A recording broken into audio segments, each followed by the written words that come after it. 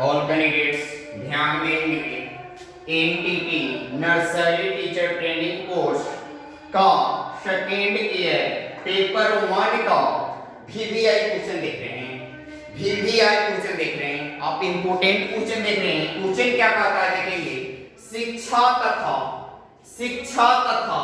मनोविज्ञान के संबंध को समझाइए। शिक्षा तथा मनोविज्ञान के संबंध को क्या कीजिए, समझाइए। Explain the relation between education and psychology. आप देख रहे हैं शिक्षा तथा मनोविज्ञान के संबंध को समझाइए। अब इसको हम कैसे समझाएंगे, देखिए उत्तर। शिक्षा तथा मनोविज्ञान में संबंध, शिक्षा तथा मनोविज्ञान में संबंध, relation between education and psychology, education and psychology. मनोविज्ञान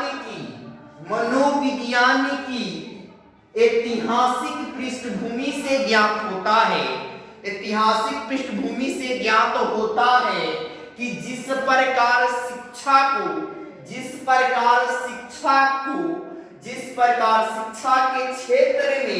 शिक्षा के क्षेत्र में मनोविज्ञान का प्रयोग आवश्यक माना जाने लगा 20वीं शताब्दी।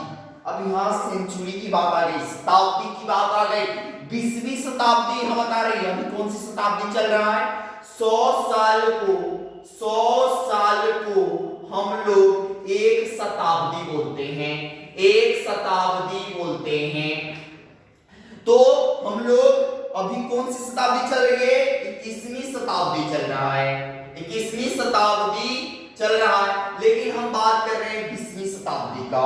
20वीं शताब्दी में मनोविज्ञान के गहन अध्ययन फलस्वरूप शिक्षा की भी नवीन व्याख्या की जाने लगी। क्या की जाने लगी? नवीन मतलब नई खोज होने लगी, नई व्याख्या होने लगी।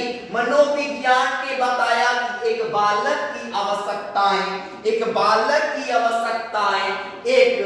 एक प्रौढ़ व्यक्ति से किस प्रकार भिन्न है, एक बालक से प्रौढ़ व्यक्ति का भिन्न कैसे है, उसको मतलब देखेंगे। इसलिए बालक मानकर ही शिक्षा प्रदान करनी चाहिए। जब आप किसी बच्चे को शिक्षा दे रहे हैं, आप एनटीटी कर रहे हैं, नर्सरी टीचर ट्रेनिंग कोर्स कर रहे हैं, डिप्लोमा कोर्स है, आप डिप्लोमा कोर्स कर आप जिस बच्चा को पढ़ाते हैं, जिस बालक को पढ़ाते हैं, उसको बालक मानकर ही शिक्षा प्रदान की जानी चाहिए। इस प्रकार मनोविज्ञान के प्रभाव के कारण वर्तमान शिक्षा, कौन शिक्षा? जो हमारे प्रेजेंट एजुकेशन अध्यापक या ज्ञान प्रधान न होकर बाल प्रधान हो गई है। पहले क्या होता था? आप लोग कुछ कैंडिडेट पहले 2000 से पहले पढ़े होंगे, मैट्रिक किए होंगे, उसको क्या है, पहले टीचर के अनुसार क्या किया जाता है, क्लास चलाया जाता था, टीचर को बात मानना पड़ता था। लेकिन अब क्या कर दिया गया है? अब पहले था शिक्षक प्रधान, जो शिक्षा की बात चलेगी, लेकिन अब बालक के अनुसार ही चलना है, तब बालक प्रधान हो गई है। आज बालक की आयु, रुचि, योग्यता और बौद्धिक क्षमता को ध्यान में रखकर ही शिक्षा प्रदान की जाती है। पहले ये चीज सब नहीं देखकर टीचर के अनुसार, शिक्षा के अनुसार किया जाता था, लेकिन अब क्या है, बालक के अनुसार शिक्षा प्रदान की जाती है। बच्चा को हम क्लास में एंट्री किए, उस बालक को क्या करने में मन लग रहा है, क्या चीज में रुचि है। आप इतना चिल्ला कर पढ़ा रहे हैं, बच्चे पीछे भाषण कर रहे हैं, मतलब आपके पढ़ाने के लचीलापन सही नहीं है, आप जो सब्जेक्ट पढ़ा रहे हैं वो रुचिकर सब्जेक्ट नहीं है, इसीलिए आपके क्लास में बच्चे बात करते हैं। तो इसीलिए आयु, रुचि, योग्यता और बौद्धिक क्षमता के ध्यान में रखकर ही शिक्षा की जानी चाहिए। बच्चा को ये सब ध्यान में रखकर क्या करना चाहिए, उसको शिक्षा दी जानी चाहिए। अगला पॉइंट, शिक्षा द्वारा व्यक्ति के व्यवहारों में परिवर्तन आता है।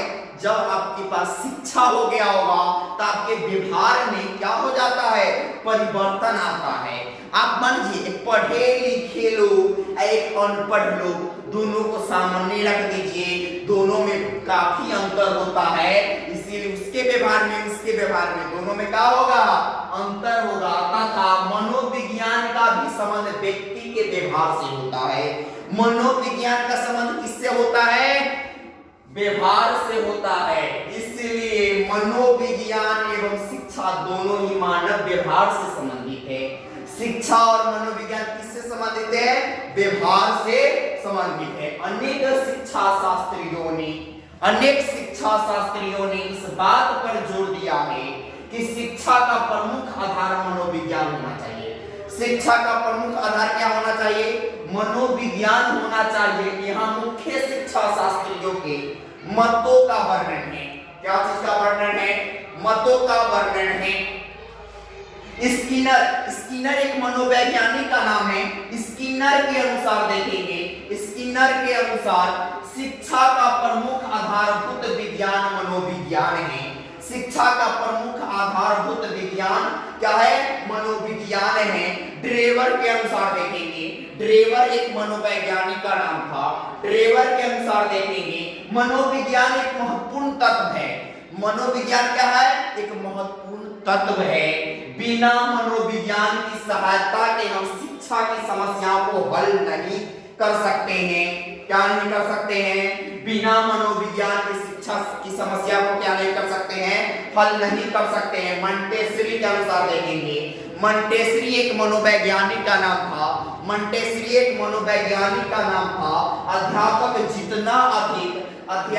जितना अधिक प्रयोगात्मक मनोविज्ञान का ज्ञान रखता है, जो प्रैक्टिकली रूप से मनोविज्ञान का ज्ञान रखता है, उतना अधिक वह जानता है। उतना अधिक क्या करता है, वह जानता है कि कैसे पढ़ाया जाएगा, कैसे पढ़ाया जाएगा। कौन, एक आता है मंटेसरी कहता है कि जिसको प्रैक्टिकली रूप से ज्ञान रखता है, इसमें उसको क्या है, वो अच्छा तरह से क्या किया जा सकता है, पढ़ाया जा सकता है। हर्वटर के अनुसार, हर्वटर एक मनोवैज्ञानिक का नाम था। हर्वटर के अनुसार, हर्वटर एक मनोवैज्ञानिक का नाम था। हर्वटर के अनुसार शिक्षा सिद्धांतों का आधार मनोविज्ञान होना चाहिए। शिक्षा सिद्धांतों के आधार क्या होना चाहिए, मनोविज्ञान होना चाहिए। क्या होना चाहिए, मनोविज्ञान होना चाहिए। आप और पॉइंट इसमें क्या करेंगे, अपने से लिखेंगे। आपके बुक्स में दिया गया है, आप क्या कीजिए, अपने से आप, मैंने तो पीवीआई क्वेश्चन बता दिया, उसका कुछ पॉइंट मैंने बता दिया। आप क्या कीजिए और आगे इसको बढ़ाइए, बल्कि आपको एक क्वेश्चन जो होता है वो 25 मार्क्स में पूछा जाता है, तो आपको कम से कम 4-5 पेज तो जरूर इसके बारे में जवाब देना होगा, तभी तो आप क्या करेंगे, अच्छा मार्क्स ला पाएंगे। इसीलिए आपके बुक में 2-3 पेज में दिया है। आप क्या कीजिए, इसका नोट्स बनाइए और लिखिए और अच्छे से आप क्या कीजिए, इसको अध्ययन कीजिए। और हम अगला पीवीआई क्वेश्चन अगले वीडियो में लेकर आएंगे।